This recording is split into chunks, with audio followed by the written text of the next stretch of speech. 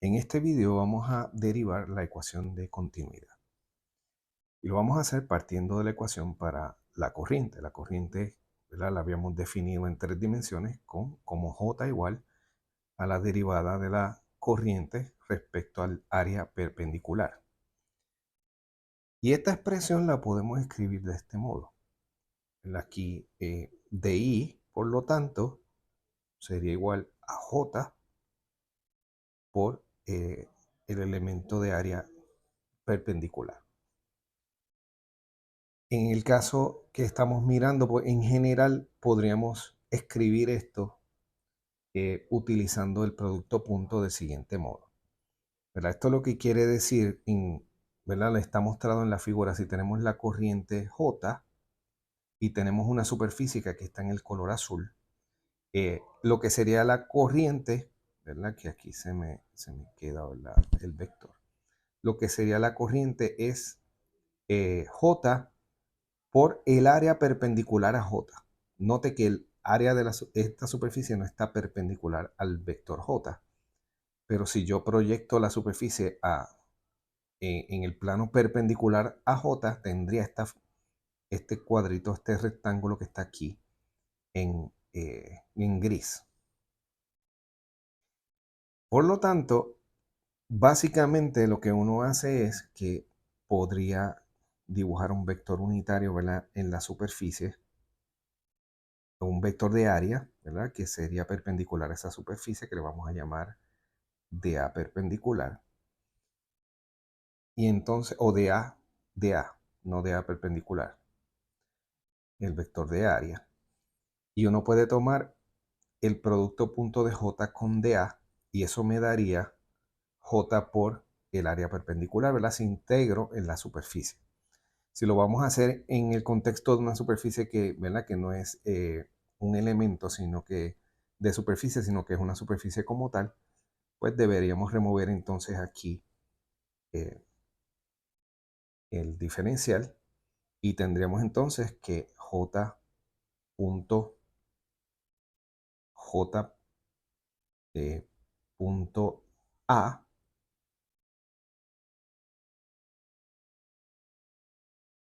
es J por A por el coseno del ángulo Z, ¿verdad? Donde Z sería este ángulo. Y esto es lo mismo que decir J por el componente o el área no componente, el área perpendicular a J, que en esta figura está representada por esta parte, ¿verdad?, que está en gris. Así que yo podría eh, escribir esto, si hacemos la integral, ¿verdad?, sería I, la corriente sería entonces, o lo podemos mirar como la magnitud de la corriente, el valor numérico.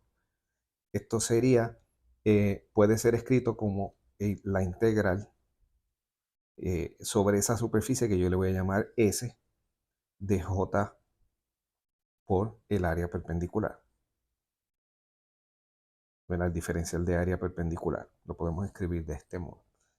Pero siguiendo esta prescripción aquí, podríamos también escribir esto como la integral sobre esa superficie S del vector J punto dA,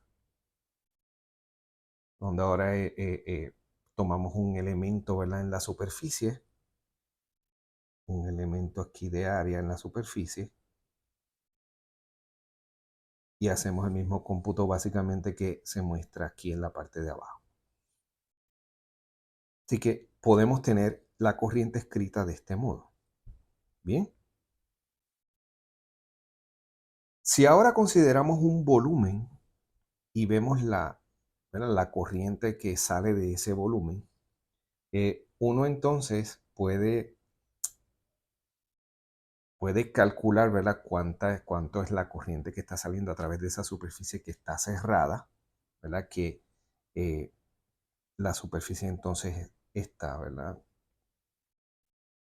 Asumimos que hay una fuente de carga dentro de la superficie y hay una corriente, o sea que la carga está fluyendo hacia afuera.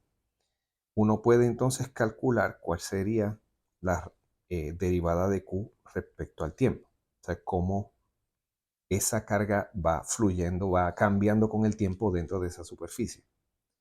Y esto básicamente, primero, si el flujo de esa carga es hacia afuera, ¿verdad? Si la carga está fluyendo hacia afuera, entonces eh, vamos a tener una disminución en la derivada de Q respecto a T, o sea que esto sería menos la derivada respecto al tiempo de la integral de sobre ese volumen de ρ de tau. Bien, esto me está diciendo que la carga está disminuyendo en función del tiempo, debido a que hay una corriente que está atravesando la superficie que está representada en azul en este dibujo, en esta figura. Y en negativo es por eso, ¿verdad? La carga disminuye porque tenemos que eh, hay carga que está saliendo de la superficie. Esto no es otra cosa que la corriente. Así que la corriente la podemos escribir entonces como eh, la integral, ¿verdad? Podemos poner la derivada dentro de la integral sobre el volumen de menos la derivada ordinaria cuando entra dentro de la integral se convierte en una derivada parcial, ¿verdad? Sería la derivada parcial respecto a t de ρ de tau. Tenemos esta expresión. Bien. Así que, por un lado, tenemos esta expresión. Por el otro lado, para la corriente, habíamos escrito la expresión que estoy marcando, ¿verdad? Esta que está aquí.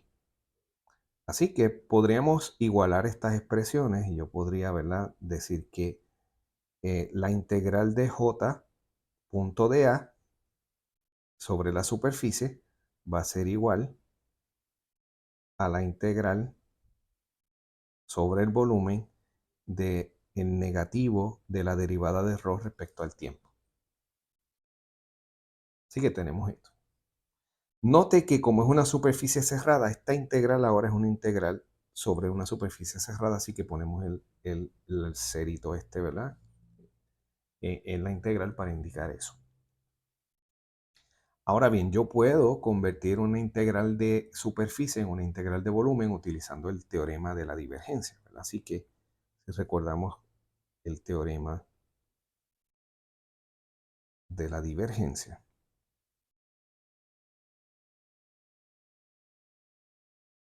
pues ese teorema lo que nos dice es que una integral sobre la superficie o sobre una superficie cerrada que encierra, ¿verdad?, encierra un volumen de j punto de A va a ser igual a la integral sobre el volumen que encierra ese área de la divergencia del vector, en este caso j, y esto integrado en el volumen. Así que esto es lo que en general sería el teorema de la divergencia, y yo entonces lo voy a sustituir esta parte en este lado izquierdo de la ecuación. Así que tendríamos lo siguiente, tendríamos que la integral sobre el volumen de la divergencia de j de tau tiene que ser igual a la integral sobre ese mismo volumen de el negativo de la derivada de ρ respecto al tiempo, y estamos integrando, ¿verdad?, en el volumen.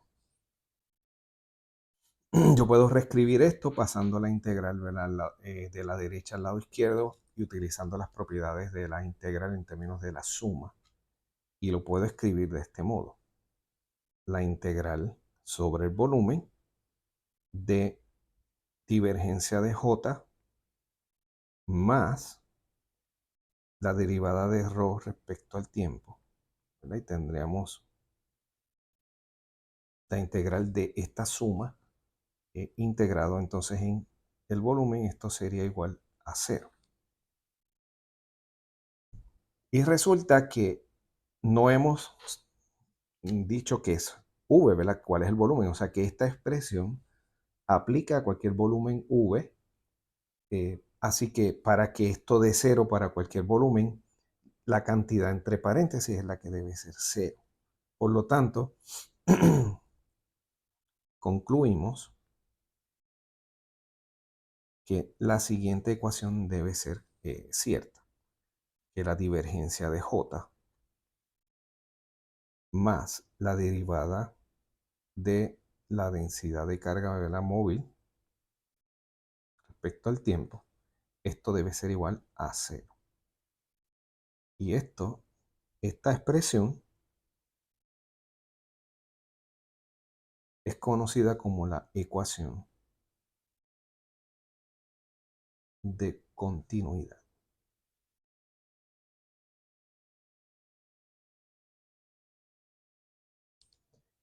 Que si volvemos entonces al dibujo, ¿verdad? La figura original acá arriba, en la cual estamos utilizando, ¿verdad? Esta figura que está aquí, lo que nos dice es que para que haya carga, ¿verdad? La carga esté en un punto y después esté en otro, tiene que haber una corriente que transporte la carga del interior de esta figura hacia afuera. No puede ocurrir que tengamos carga aquí que espontáneamente desaparezca de aquí y aparezca en este punto acá, sino lo que ocurre es que hay un flujo, ¿verdad? Hay una corriente hay una corriente que mueve la carga entonces del punto interior al punto de afuera. Y eso es lo que nos expresa este resultado de la ecuación de continuidad. No podemos tener carga que desaparece en un lugar y aparece en otro, sino que es carga que se mueve de esa posición inicial a donde esté finalmente.